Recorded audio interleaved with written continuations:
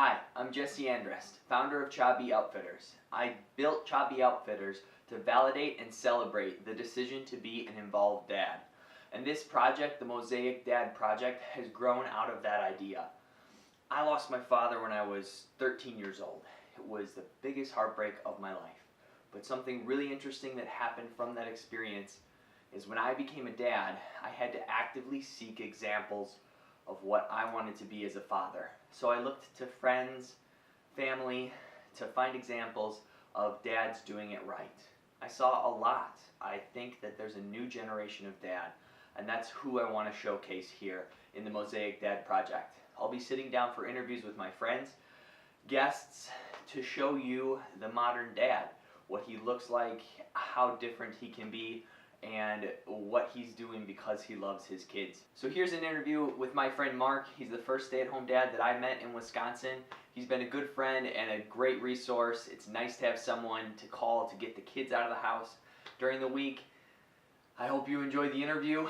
Keep coming back. We're going to do these every 2 weeks, as well as other content that Chabi Outfitters is going to produce to validate and celebrate involved dads. Check us out at chabioutfitters.com and subscribe to our YouTube channel.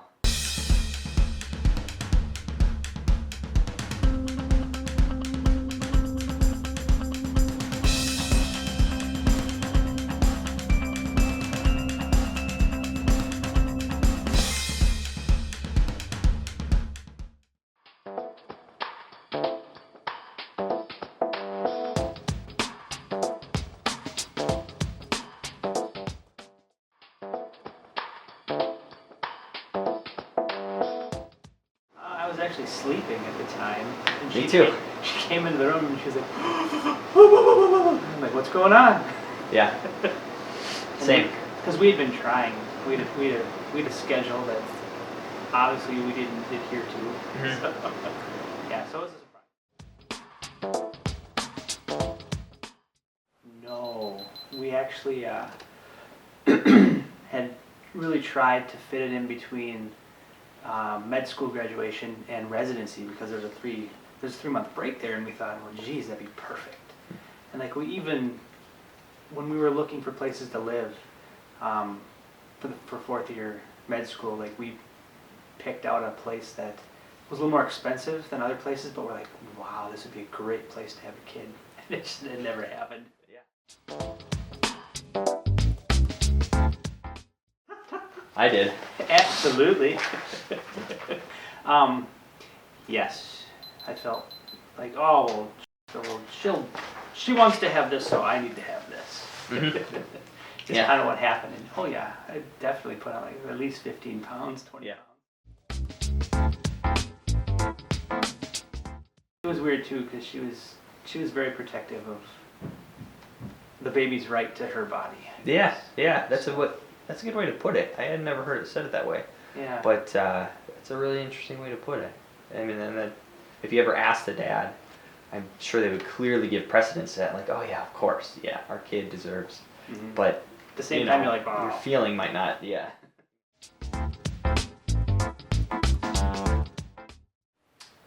I think less because I had no idea what to expect. Like there were days when I'd sit and be like, God, what's this kid gonna look like? You know, do I have any idea what? I had no idea. So Yeah. It didn't feel real to me until they were here. I in fact I was worried at how little I felt during the pregnancy. That's fair. I felt like I should have been more excited, more, be a dad. Yeah. And it was just very like, well, I want to be a dad. Mhm. We had lots of people tell us like, oh my gosh, your life is going to change so much when this kid comes. And I'm like, yeah, my life's going to change. But when the kid came, you're like, oh my God. Mhm. Yeah. Most of the advice I got was meaningless until baby was here and I had like a point of reference. That first year of med school, there was a ton of OB that she did, and so she had a really good idea. There's just 2 competing hospitals that she worked at, and she knew where she wanted to. That's such a nice thing about either working in the hospital or knowing people or whatever. I had my ideas, but yeah, they pretty much got shot down. Did you want older names, family names? We wanted something that the rest of it, like, we didn't want a family name because everybody's like, oh, well, the dad's name needs to be the middle name, or we would need a third or a fourth, and we're like, we want something completely different. So.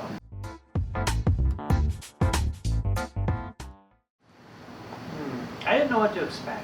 Yeah. I actually, we had a C-section, and they put me in scrubs, and they put me in this room, and I started watching basketball. That would have been a funny picture. And they're like, you need to come right now, and I'm like, okay. So. Was it pretty scary? Delivery room kind of scary because of that, or? No, again, it was surreal. I think it was cool.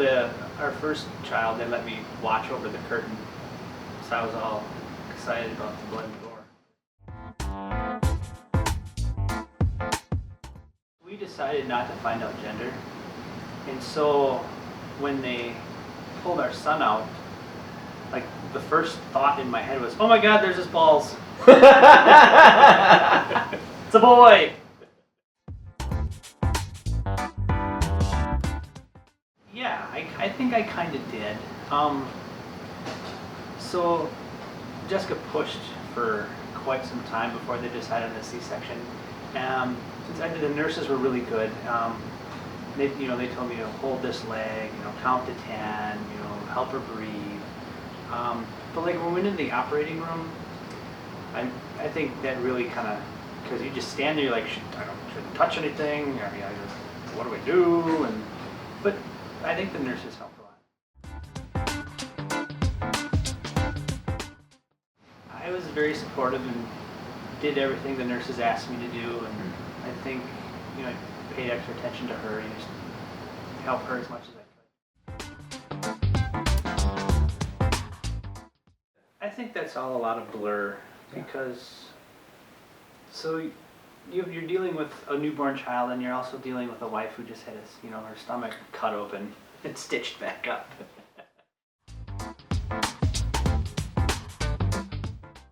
So I helped. It was a 50-50 deal. Like some guys are like, it's the wife's deal, whatever. And I think we were pretty 50-50. Like, he would wake up crying, and I would have to go get him, change him, and then bring him to Jessica.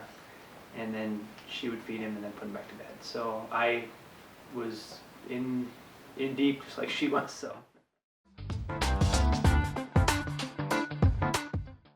got peed on more than I got pooped on. Well, yeah, you get two boys. I think boys do that more. Poop in the tub is a little different. Oh yeah.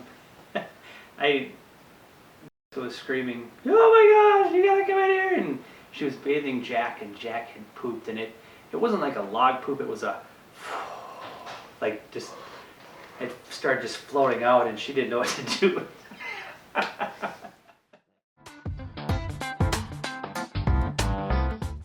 First time that my son took off on his bike with two wheels, I mean, that was like, oh my God, he's growing up, and you're like, and I think that probably was the biggest.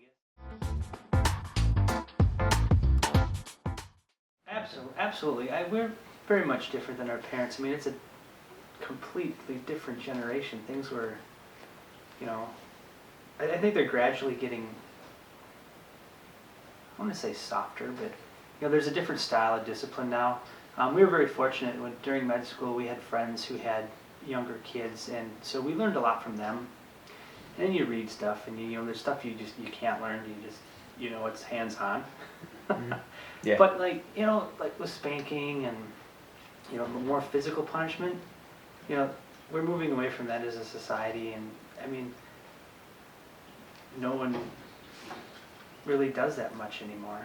There's a lot of talking and figuring out why they're doing what they're doing, instead of just saying no and then spanking them.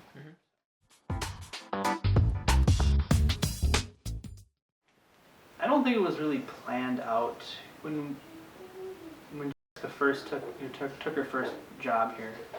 um, I looked really super hard for about a year for a job. I looked, I interviewed, and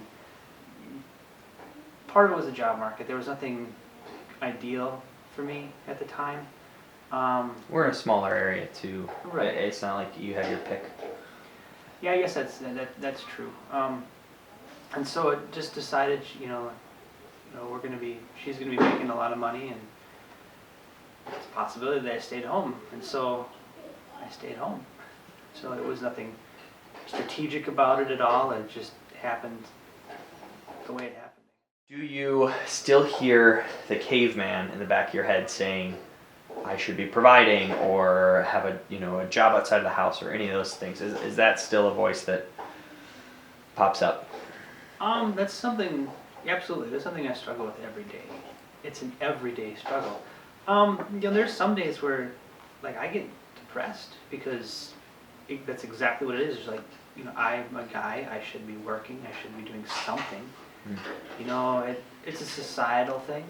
I mean, it's been ingrained in us for many, many, many, many decades that, my dad worked, my grandfather worked, my mom stayed home, my grandmother stayed home. Why am I staying home now? And so I'll struggle with it every day. Yeah, absolutely. Me too. Yeah, and I had no warning of it. I really didn't, because we feel like we're so evolved as a society, and logically I saw zero wrong with it. I just didn't. I didn't expect it. Yeah, it hit me out of nowhere. I agree with you. I think as a society we might be evolved enough that there shouldn't be anything wrong with it, but it's Yeah. something in the back of your brain that says it's not right. Mm-hmm.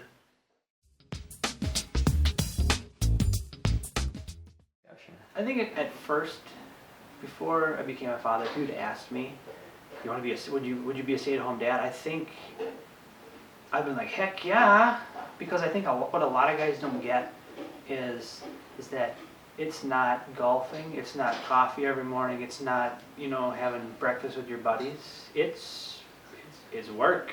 You don't do those things. Mm-hmm. So you're making breakfast for the kids, you're changing diapers, you're feeding kids, you're everything. I mean, you're lucky if you shower by like 11 o'clock sometimes, or maybe in the afternoon. It might be 2 o'clock before you shower. I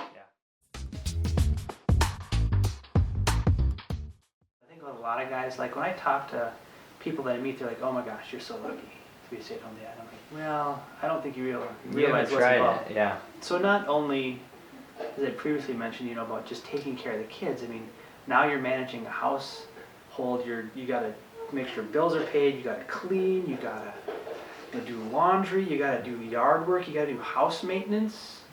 If you got pets, you gotta take care of pets. Then you gotta deal with all the incidentals that come up. You gotta do the vehicle maintenance. And you gotta figure out how to wrap that all into your schedule. I think I've come to understand that my wife's job is, she has a job that produces a paycheck that allows me to stay at home with the kids and take care of the house and clean and unfortunately do the things I don't like to do, but I know in the back of my mind that is my job and that is what I need to do, as a parent. So whether I want to do it or not is irrelevant. That's a good point. Like there's times where I will spend a lot of my day cleaning the house, and I know she's under a lot of stress at work, and she's got she's responsible for a lot of stuff, and she'll come home and she'll destroy the kitchen in a matter of 5 minutes. Like she will literally destroy it, and I immediately go on the offensive. I'm like, oh my God, I just spent all day cleaning the house and you just destroyed it. And there's times where, I just have to pull back and, you bite your tongue, or just, you have to really remind yourself that, she's got her job and I've got my job. Yeah. Like it or not, I gotta get over it's my issue, I don't know what kind of word I'm looking for. Ego, it's not ego, but It might be. I thought taking this job, if you want to call it a position, I thought it was a big hit to my ego that I didn't, again, because I could logically step through it and say this is a good idea for me. I didn't realize that was coming. I didn't know that was going to happen, and I almost feel bad saying that, but it just was. It was kind of a hit to my ego. You know, I went to school and I wanted Sure. had plans to do a different thing, and yeah. So I think ego is an okay word for it.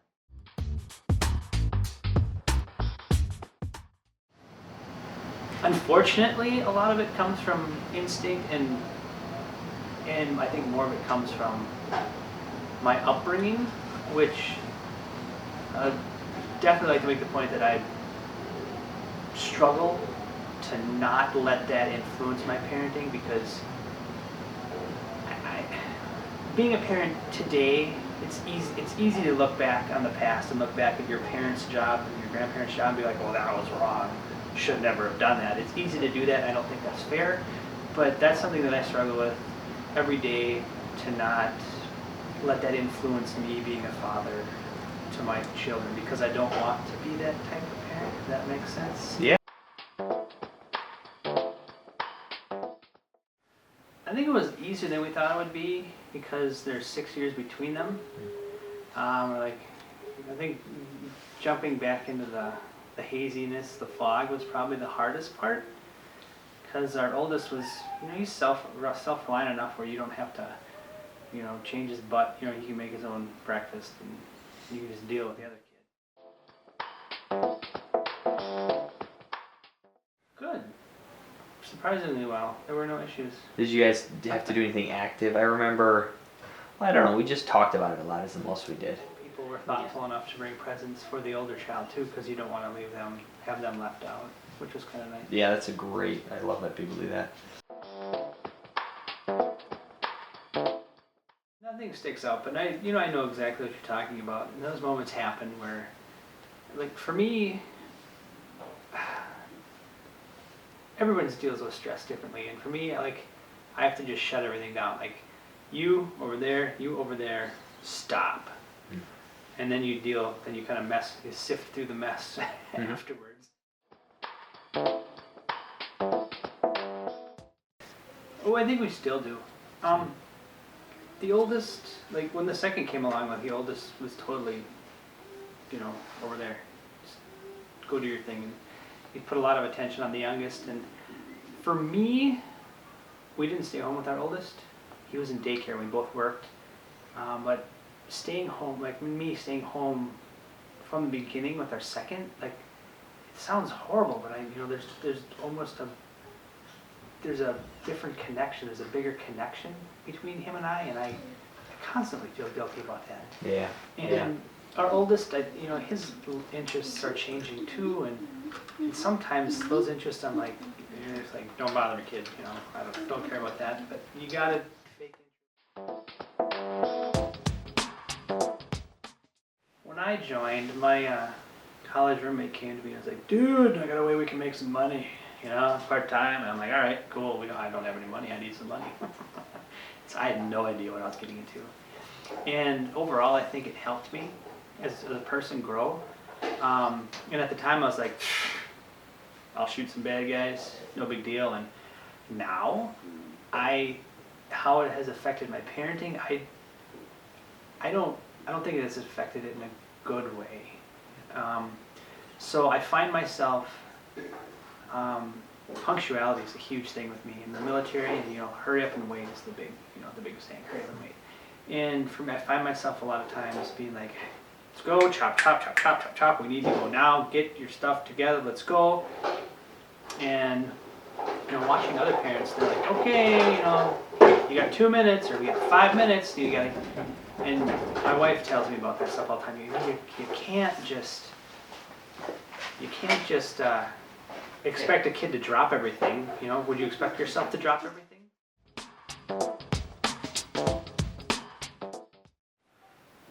I guess I'd want to be as supportive as possible. I would,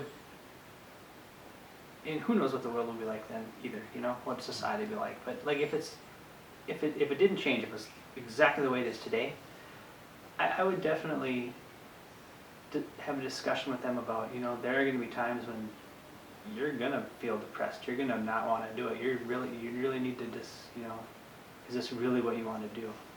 Because there's gonna be days when you're gonna hate it, and there's gonna be days when you're gonna love it. So, and I suppose that's similar with any job, but there's a lot of responsibility involved that people don't realize. Staying home. So, I think there's more of a romantic notion about staying home with kids until you actually get there and you're like, oh my God. Until you've done it, yeah. I agree. So touching on meeting people, one thing that I found, so when I first decided to stay home, my neighbor was part of a stay-at-home moms, literally stay-at-home moms play group, and I was the only guy. And I got over it because I needed some adult interaction. And now that was cool because they were very cool women, and they accepted me as a stay-at-home dad. And now that my older son is grown, and that group of people have moved on, like getting back into that, like going to the library, and there's almost like I don't want to say stigma, but there's like, oh my God, it's a dad. Don't look at him. Don't make eye contact. Don't, he's a guy.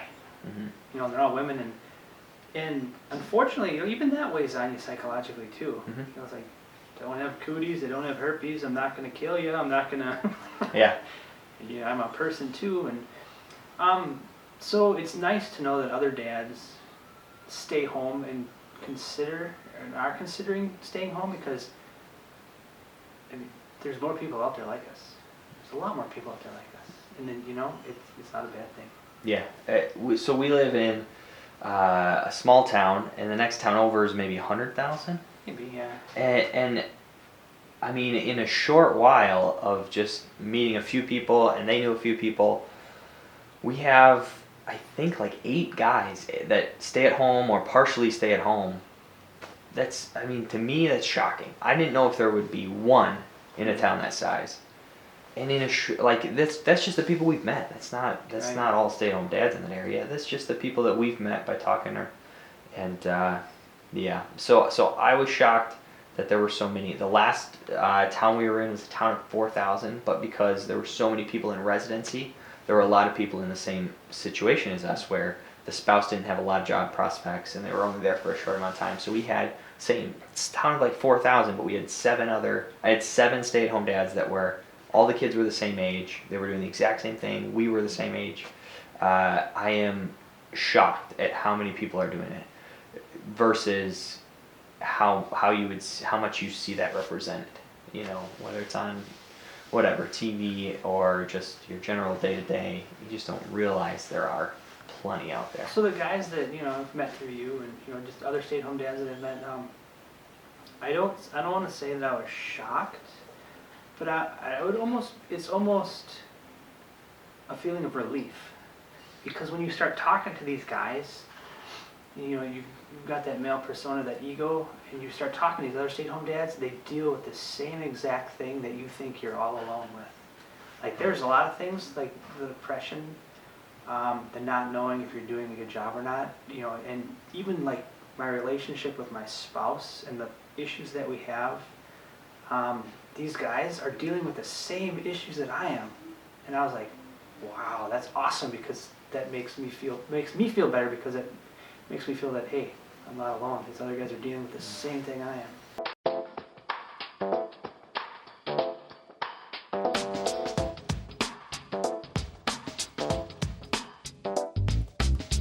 Hey, you watched all the way to the end. Thank you so much. Thanks to Mark for doing this with me. I had a blast. I think he had a good time too. You guys can comment in the comment section about anything that you would have liked me to have asked that I didn't, or things you'd like to see cut from the programming. We're going to continue to do this every 2 weeks, so come back, subscribe to our YouTube channel, and get to ChobbyOutfitters.com to see what we've produced. We're going to do content, both creation and curation, to, again, validate and celebrate the decision to be an involved dad.